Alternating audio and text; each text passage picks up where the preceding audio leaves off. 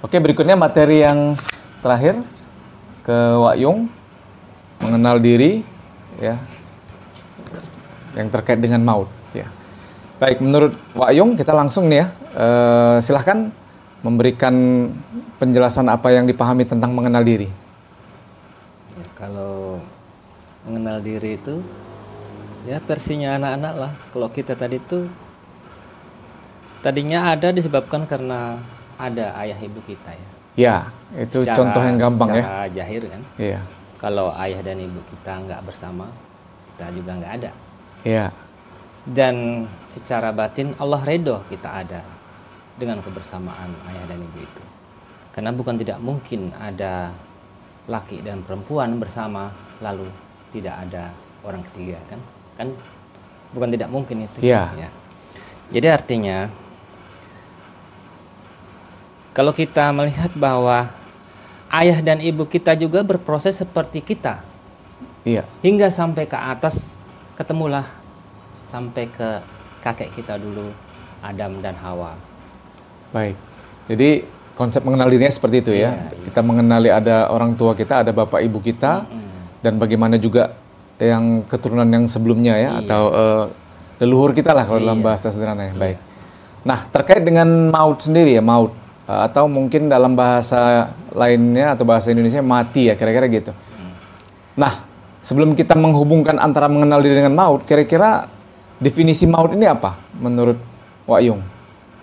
Maut itu kan istilahnya nggak ada, atau kalau orang yang hidup tadi itu dia selalu berdampingan dengan maut, artinya Allah membuat kita hidup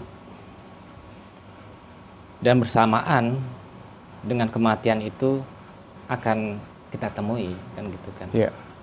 Dan Allah sendiri kan udah pernah bilang bahwa yang Allah hidupkan pasti akan mati juga. Iya. Pasti akan mati. Itu definisi tentang maut tadi ya. Iya. Oke, kalau dihubungkan mengenal diri dengan maut, kira-kira dari mana kita mengambil pelajarannya, mengenal diri dari sisi maut? Ya, ketika kita mengenali bahwa diri kita tadi itu berasal dari Allah,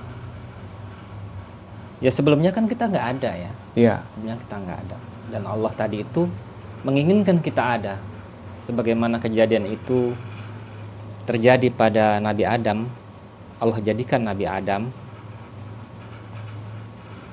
karena Allah tadi itu ingin dikenalkan gitu.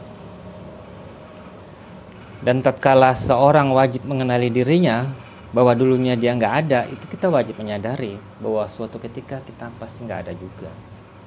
Gitu ya. Berarti cara kita mengenal diri dari sisi maut itu adalah kita memahami atau ya bisa dibilang belajar dulu sampai kita bisa paham bahwa kita dulu nggak ada. Allah adakan atau Allah ciptakan ya. Lantas nanti kembali tidak ada lagi. Kira-kira seperti itu ya. Nah, kalau berdasarkan Al-Quran, kira-kira kita mengambil dalil yang di mana nih? Di Al-Quran yang terkait dengan maut, tentang kematian. Menurut Wak Yung. Yang dari Al-Quran kira-kira. Apa Al-Qurannya ya? Aduh. Ada tuh beberapa ustadz menyatakan atau menceritakan bahwa setiap yang bernyawa setiap yang akan merasai kematian. Nah, itu nafsin jaikatul maut iya, kan. itu di ayat di surah mana itu ya kira-kira? Ya, saya nggak ingat juga surahnya, cuma saya ingat ayatnya itu aja ya, kullu nafsin jaikatul maut. Setiap yang bernyawa pasti mati. Setiap yang bernyawa pasti merasai mati. Nah, kalau terkait dengan diri manusia gitu. Diri manusia itu kan ada zohir, ada batin. Iya. Ini yang dimaksud mengalami kematian ini yang mana nih? Yang zohirkah? Atau yang batinkah? Atau bagaimana penjelasannya? Yang mengalami kematian tadi itu adalah dari sisi zohir, dari sisi yang terlihat, di mana kita harus menyadari bahwa kematian itulah membuktikan bahwa kita hidup di dunia ini dikendalikan oleh sisi yang tak terlihat. Maka sebelum kita mengalami kematian itu, hendaknya kita mengenali diri kita dari sisi tak terlihat, bahwa dari sisi itulah yang akan kembali kepada Allah tadi. Bahkan sebelum kita dilahirkan ke dunia, dulu juga kan Allah sudah menanyai kita dulu kan. Artinya setiap manusia tadi itu dari sisi batin, di mana pada waktu dia lahir itu dia lupa dengan perjanjian itu, yaitu perjanjian syahadatnya. Pada waktu itu Allah mengatakan, apakah benar aku ini Tuhanmu? Iya. Iya benar, aku menyaksikan. Baik. Lalu Allah menjadikan kita di dunia, dan Allah menginginkan kita menyaksikan itu lagi sebelum kita mengalami kematian itu, agar kita kembali kepada Allah secara batin, dan secara zahir tadi itu akan kembali, misalnya tanah tadi itu akan kembali ke tanah lagi secara sempurna. Baik. Ya, silahkan memberikan kesimpulan tentang materi mengenal diri ya, dari sisi maut ke Wak Yung. Ya, kesimpulannya, kalau kita menyadari bahwa hidup ini berdampingan dengan mati,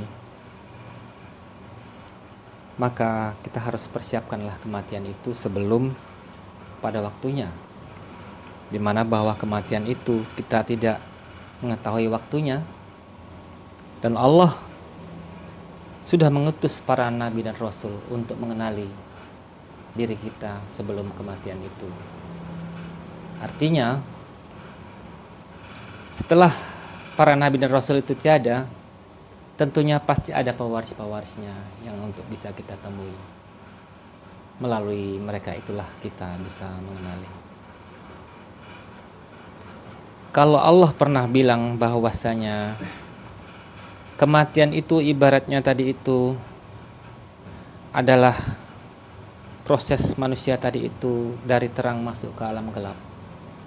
Dari gelap itu kita harus membawa cahaya, kan gitu kan. Sebagaimana terang itu adalah cahaya, makna dari terang itu adalah orang-orang yang terhubung kepada baginda Nabi Muhammad SAW. Hendaknya kita harus membawa cahaya itu sebelum kematian itu hadir. Baik, terima kasih atas kesimpulannya Wak Yung ya. Nah, sebelum kita tutup tentang materi kita mengenal diri dari berbagai sudut pandang ya, dari sujud, alam rahim, tanah, dan maut, kita akan buat sedikit kesimpulan ya tentang mengenal diri ini ya. Ya, mengenal diri ini adalah bagian yang bukan hanya penting, tapi ini sebenarnya wajib ya. Wajib untuk dipelajari. Kenapa? Karena tugas kita di dunia ini jelas sekali ya, untuk beribadah, di mana tujuan ibadah itu adalah untuk mengenal kepada siapa yang kita tuju ibadah tadi. Maksudnya kita ibadahnya menuju ke siapa gitu. Sehingga apa yang dilakukan diri kita ini adalah bagian yang penting untuk dikenali. Supaya apa? Supaya kita tahu dari mana kita bermula dan nanti akan berakhir kemana ya. Maka dari itu mari kita terus belajar tentang mengenal diri ini, karena ilmu tentang mengenal diri ini sangat luas ya. Ada berbagai aspek. Pada kesempatan ini kita mengambil ada 4 aspek yang juga sangat penting diperhatikan ya. Karena keilmuan yang ada di alam semesta ini nanti akan ujung-ujungnya kepada mengenal diri. Apalagi semuanya pasti akan mengalami kematian. Insya Allah mudah-mudahan kita diberi kesempatan untuk terus belajar dan belajar hingga kita bisa memahami dan kita bisa mempraktekannya dalam kehidupan kita sehari-hari.